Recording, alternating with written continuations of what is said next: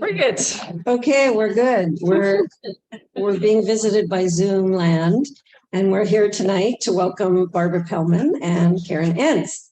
So Barbara Pelman, as I said, is a retired high school English teacher. She has 3 published books of poetry: One Stone, Ekstasis Editions, 2005, Borrowed Rooms, Ronsdale Press, 2008, and Narrow Bridge, Ronsdale Press, 2017, and a chapbook, Aubade Amalfi, Rubicon Press, 2016. Her 4th book, Brief and Endless Sea, will be published by Caitlin Press in the fall 2023. In 2018, her glosa, Nevertheless, won the Malahat Review's Open Season Poetry Contest. Previously, another glosa, After Winter, won the Literary Rights Contest in 2005. So please welcome Barbara Pelman. And I must say, a great contributor to that.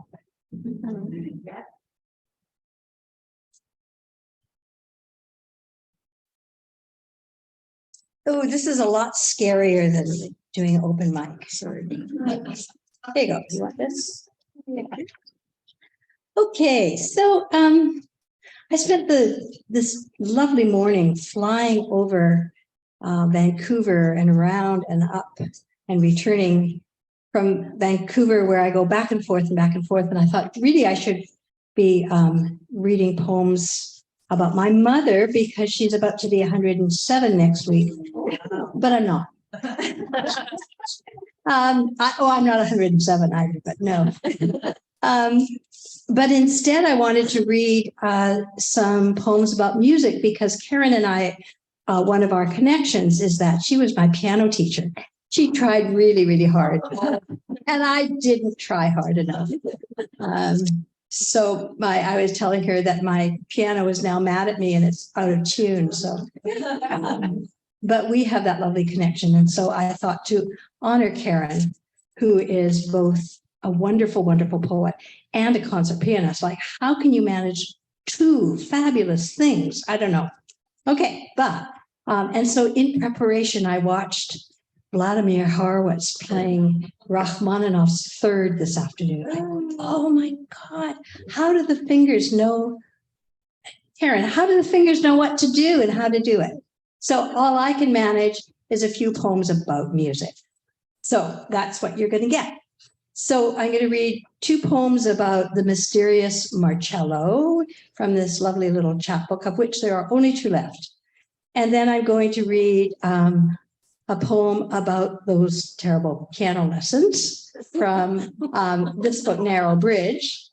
And I'm not going to read anything from this book, but it's for sale. Okay, don't we hate the business part of it? All right, so I'm going to introduce you a little bit to Marcello. This poem is called Apprentice. Every night, he puts his cello to bed, tucks it into its velvet box like a child at nighttime.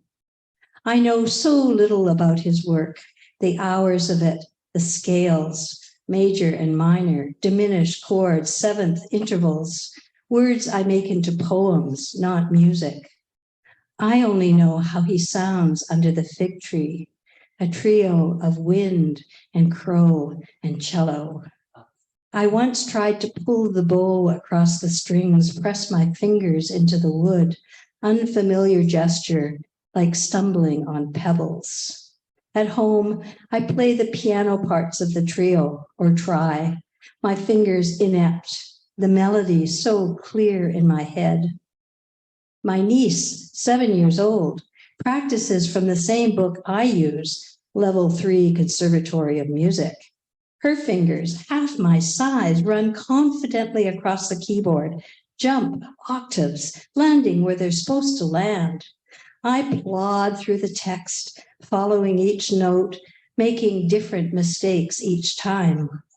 Bach, Haydn, Mozart, a little jazz, forcing pathways from mind to muscle until muscle no longer needs mind. I hear Marcello's solo, the water-falling melodies, the violin's response, the piano's counterpoint, that elemental world I long to sink into. Okay, a little bit more about Marcello. This is called Aubade at Amalfi. So an Aubade is a mourning farewell love poem. So think Romeo and Juliet. It is the lark, no, it is the nightingale. That's an Aubade, so they're quite beautiful things. Supposed to be. Aubade at Amalfi. The boat has long gone, my friends wondering where I am, making up stories I am not in. I am here with the jasmine and lemon. You serve me rigatoni with clams and artichoke. Your feet against mine, the intimacy of toes. Your shirt hangs at the back of my chair. We drink moments, we stretch time, as if we could unwrinkle its curves and shallows, its bells and buzzers. You play some Elgar, the slow Nimrod, then a tarantella, and I dance for you. How you made me do it, I don't know. A red shawl around my hips, and the weight of the armor I wear every day, the hauberk, the gauntlets, now discarded at my feet, heavy on the tiled floor of the patio. When the sun rises, we will take the stairs slowly through the tunnels of the city, the blue doors still asleep, and I will ride the dawn to Naples. You will return to your cello, strum each note I danced to, the red shawl across your shoulders. Ah, Marcello. Okay, this is piano lesson. It began as a glosa, and then a friend of mine said, you know, you could really get rid of the glosa lines and just do the poem. And I went, oh no, I'm in love with glosas, as you can tell. So I managed to keep two of the lines. So it becomes a little head note called from Muriel Rukeyser's Elegy in Joy. Not all things are blessed, but the seeds of all things are blessed. Piano lesson. The Nordheimer piano bought at an auction, dark wood, scratched in places, ivory keys, surprisingly in tune after all the years and distance. Even a piano bench full of music, someone who loved it. My fingers remember scales from 60 years ago, sharps and flats, arpeggios, left hand awkward, right hand clumsy, brain struggles to read the score, listen, remember, learn. What I remember 1 minute, I forget the next. Rhythm and cadence, metronome beat steadily, staccato, pause, cacophony of wrong notes. But no one here to censure or mock my fumbling practice. From brain to hands, trust where the fingers go, slide into the melody, let it flow through bone and muscle. Play with your whole arms, someone tells me. I watch Rubinstein and Gould online, their body tuned to the music. Why begin so late? Recreate myself, another chance to be what I haven't been. And this quiet groping at midnight, dissonant sounds swiftly corrected over and over until the fingers know their place. Beethoven's Ode to Joy, one clear, simple note after the other. Okay, the other place I have music from is my father, who had a beautiful, emotional tenor voice and loved music and loved opera, and he shared that with me. He bequeathed me, when he knew he was going to die, he bequeathed me all of his record album. So this poem is it's the new, let's try again. It will be in the new collection coming up in October. It's coming up a day before my 80th birthday. Is that not something? Okay. So this poem is in it. It's called Chopin Piano Concerto No. 1, Adagio. You open the door, not sure if dread or excitement. Slowly, slowly. There is a table set, food on porcelain dishes. You reach for a plate, a portion, and slowly the dishes disappear. It's always about loss. The song, a lament, an elegy, a requiem. One bite is all you get. Remember what it tastes like. Fill your mind with mango, persimmon, sherbet. The taste lingers like the last notes of the adagio, like the door closing and the car slowly driving away. The daughter growing up and moving across the continent. The father in his bed bequeathing you all his records. The Chopin piano concertos, the ones you listened to with him, both of you wired into earphones. Listen, he said. Listen as the music fades. Thank you, everybody. You're such a wonderful audience.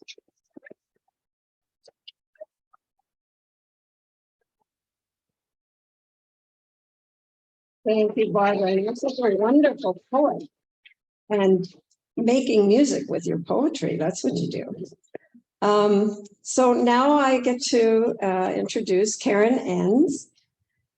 She is the author of 4 collections of poetry: Dislocations, published in 2023, Cloud Physics, winner of the Raymond Souster Award, Ordinary Hours, and That Other Beauty. Her poems have appeared in many literary journals, including the Malahat Review, the New Quarterly, Prairie Fire, and Grain Magazine.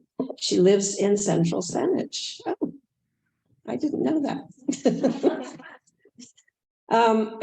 So we like to, before Karen comes up, I found a little interview actually that you did with Arlene. It wasn't really an interview, but, and I'd like to read what you said. I've often wondered how a musical phrase, which is really just the particular order in which a series of pitches of various lengths are arranged, can be capable of such emotional power.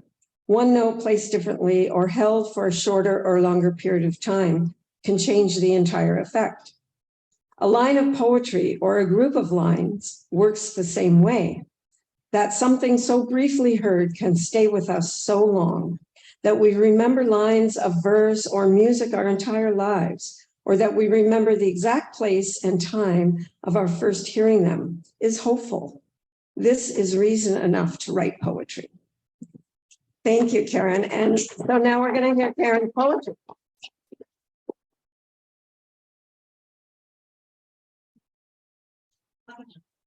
You did it. I have to go back.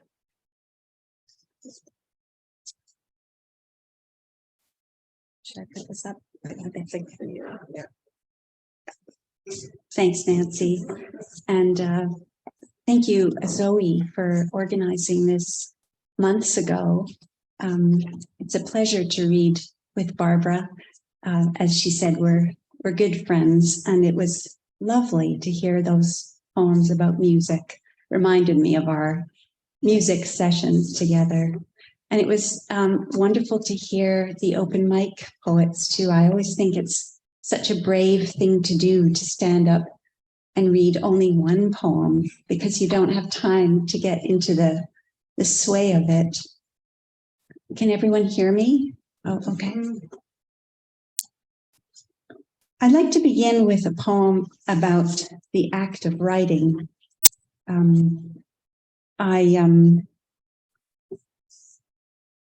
It's such a solitary, private thing to be doing, and we all have a room or a corner in which we do this kind of work. My own space faces a window that looks out onto a very high hedge. I can see a rim of sky and nothing else. So this next poem is about that space, but also what happens sometimes between a poet and the poems. This side of the hedge. I'd like to tell you something from this side of the hedge. The sky is wide open for conduct, after all, and molecules of nitrogen stand by as messengers. But though this poem clears the hedge, it might not have the tenacity, the coalescing power to keep itself intact. It might not thrive. Lines could come apart out there in the ether, separate and separate again, waft off, meaning with them, syntax unravel as the pull of public gravity, that sober grounding force unpacks the lift. It's only here, on this side, that the vision stays precise. A private mime plays out against the dark green cedar. If I look closely and the sun is bright, I see a certain lilt, small stepping motions as the feet of words move subtly and with grace. A number of poems in this book sort of came out of walking or hiking experiences, some of them close by, some of them a little further afield. I'd like to read a couple of those now. Witness. Massive moss-covered firs lie across the forest floor as if they have fallen here lightly, made hardly a sound going down, hardly a sound as they landed. In the open space beyond their grounded canopies, absence. You could say unwoodedness, a species of grief, the light on its own there, and the last echo of the trees going down. A few shafts flare through toward me and toward the other woman who walks by on the trail. Elusive, she says as she passes. And I think she means the barred owls calling out from behind the ridge, off to one side, then the other, always invisible, moving in the upper stories. But maybe she means time, which can't be right. Here, at the fir beginnings, white cut at eye level, it is pure and circular. Middens, Gordon Head. She emerges naked from a cleft in the rock and wades into the sea, her body white in the post-noon haze, a slender heron wing against the dark water of the cove. I see her from the cliff above the Middens where the yellow trail disintegrates. Behind us, smoke from burning forests has stunted the city, blunted cloud and skylines. Ahead, the desiccated hills of San Juan rim the strait. She does not see me, the young woman, but neither does she look. And this makes the moment fine, so fine, the moment of her smooth glide into the sea without a glance around her. She turns her body to the apocalyptic light and floats on the surface of the deepest dark that holds her. How much we have lost, how much is shattered, is interrupted by her small white form suspended under plains of ash.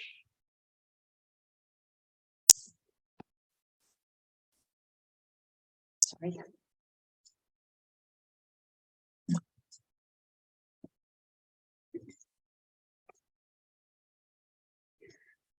This next poem is included in a group of 9 poems in the first section that are set in my childhood or are built around childhood memories. As some of you know, I grew up in a Mennonite farming community in southern Ontario. My father was a fruit farmer, so my summers were spent working on the farm, picking fruit, packing fruit with my family. We worked alongside a lot of other people. Some of them stayed for the season, a few months longer, sometimes for the winter. And some of them were very temporary. They stayed a couple of weeks or they, even a few days. This poem was written with one of the temporary workers in mind, the hitchhiker. You walked up the lane to the barn one August noon, young, dusty, looking for work. You didn't need a place to stay, you said. Everything was in your pack.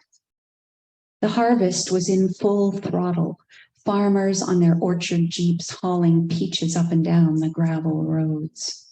Talk in the barn as the sun dropped behind the canal every night was all market prices, drought, bad help. And into our lives you walked, a young Bacchus from a mythical world whistling a top 40 tune. Our lives, I say, meaning the 10 of us, or maybe 12, working in the shed. Women and girls in kerchiefs, standing at the belt, packing fruit, hour after hour, day after day, passing the time with talk of nothing we would remember later but a rhythm, a rise and fall in the belt's slow churn. And in the silences, we imagined our parallel lives, the ones that radiated out from under the shed roof, out into the world, bright with detail and dream. You put up your tent behind the barn and early the next morning went off with the pickers, harness dangling, grinning and waving, swinging your legs off the tailgate. We heard you used the hose behind the shed to shower off before we came to work. Overlooking the valley at dawn, shoulders, arms tanned and smooth was how we pictured you. A pink sun just visible behind the church across the creek. The sky already pale with haze. If you read this now, you might remember a summer of traveling, stopping at a farm to work a couple of weeks. You might remember light-haired girls in the packing shed and unrelenting heat in the orchards. How you pitched your tent at the edge of a valley above the rows of young pear trees, the makeshift shower there. How you came and went. That's what we remember. You with your accent, a sleek, dark gift. How you left one morning for the highway, your hair dripping water from the tap like you'd been baptized, called to another life after 40 days and nights in the desert.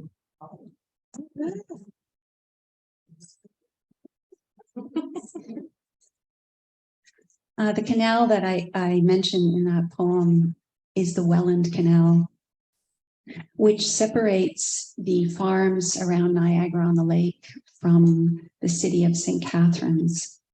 I grew up very close to the first lock of that canal. There are 8.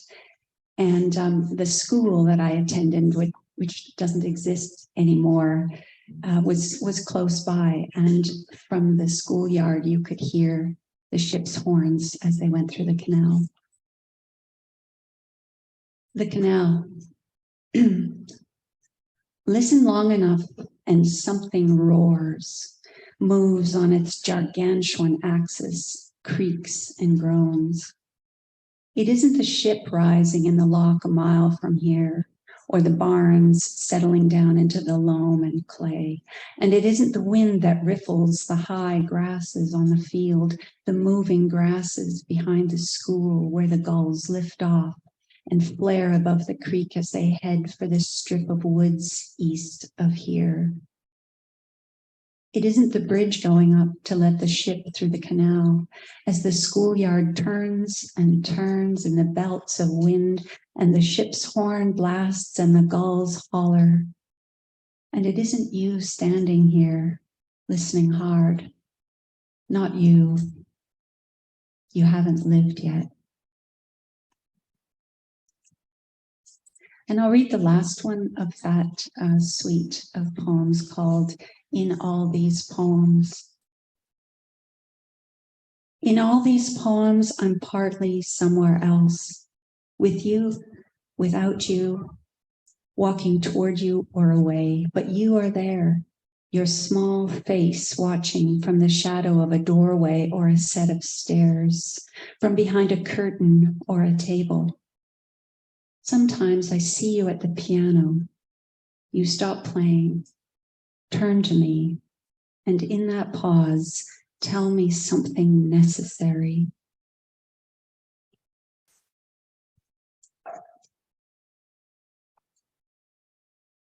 The title of the book is taken from a sequence of poems, short poems, in the middle section called 10 Dislocations. I'm going to read them as well as the short poem that precedes them, which I think of as a kind of a prelude to the sequence. A message. The real words exist, we're told, and they are precise beyond belief, but they are not here, not in this poem or in any other. 10 Dislocations. We walk on hard ground, frost-covered, clotted, an atlas of what's already been. And then there is this, the air is thin, unknowable, not kind. Who can sleep? We dream of dark, crouching birds, small and smaller rooms, inconsistencies of meaning in the walls, voices conjugating infinite verbs. Deft, it was deft, the way brilliance was heaped on us through leaves like that, distilled too much and not enough at once, every detail charged with a pizzicato intelligence. You could say it was blinding, but it wasn't. There were visions in the underpitch, slow reverberations,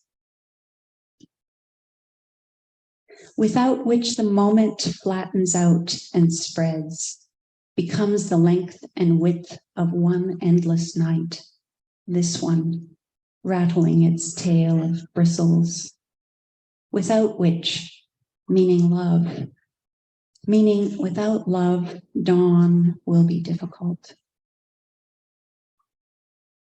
What we know now is less disclosed than what we knew before. We could walk on water then, couldn't we? Slabs of transparency, solid amazement. Overtones of light splintered the surface as if it were glass and ringing. In those days, we entered a valley we thought could be named. Spreading forms of shadow tailed us. Thinning forms appeared ahead, leading or retreating. It was hard to tell. Spikes of fern among the rock alerted us to gashes in the air that would not heal. We wanted a say, but nothing came out of our mouths. And there were other things, death, for instance, liturgies falling from the trees, fragments of psalms, proverbs, Ecclesiastes, ash on our tongues, revelations, a form of wind. The ratio of love to grief we understood as music, lyricism as proportion, the steady rise and fall of quantity set against the possibility of sway. It was a kind of cumulus. Every time something bloomed and disappeared.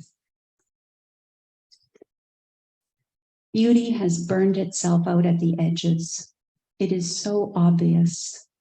A charred clarity, the smell of sweet tinder, All we can mouth in the afterheat are vowels, but the nights are cool. In the dark, we finger 5-star consonants. To imagine a color no one has seen, and then white anemones among the cedar. See how carefully we move, with such tenderness. Only our bare souls remain. Our phantom limbs sense everything.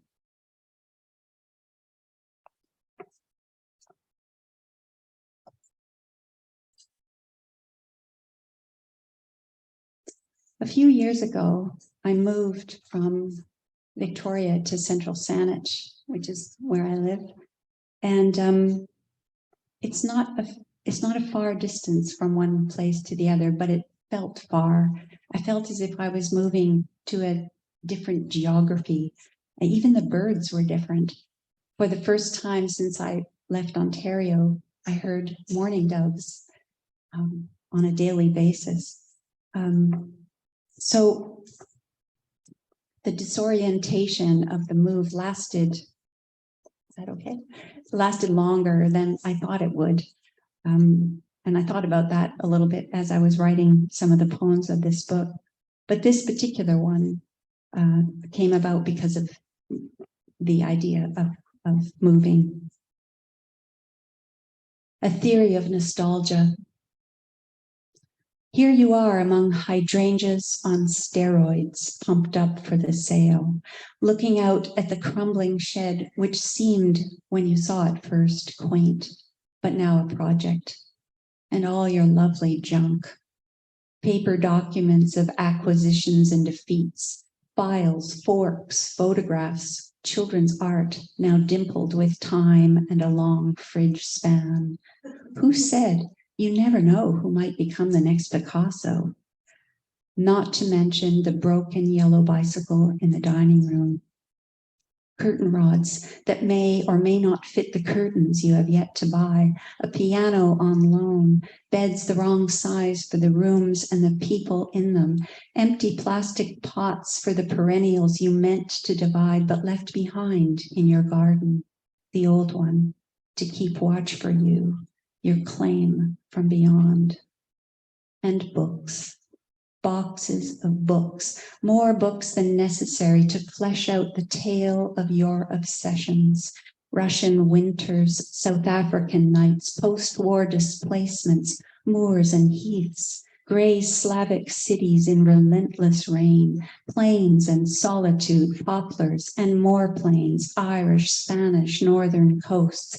And now the moving truck pulls away like a train out of a station built beyond the tree line.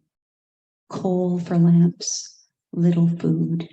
The neighborhood is silent as snow. Tomorrow, you'll notice the mourning dove here outmourns the gulls that swooped above the other house. A single note of grief can hold within its pitch the overtones of many. And you, standing in the hall, holding a jar of metal screws brought over from the old basement, but there isn't one here, so you carry them. You can almost hear each one.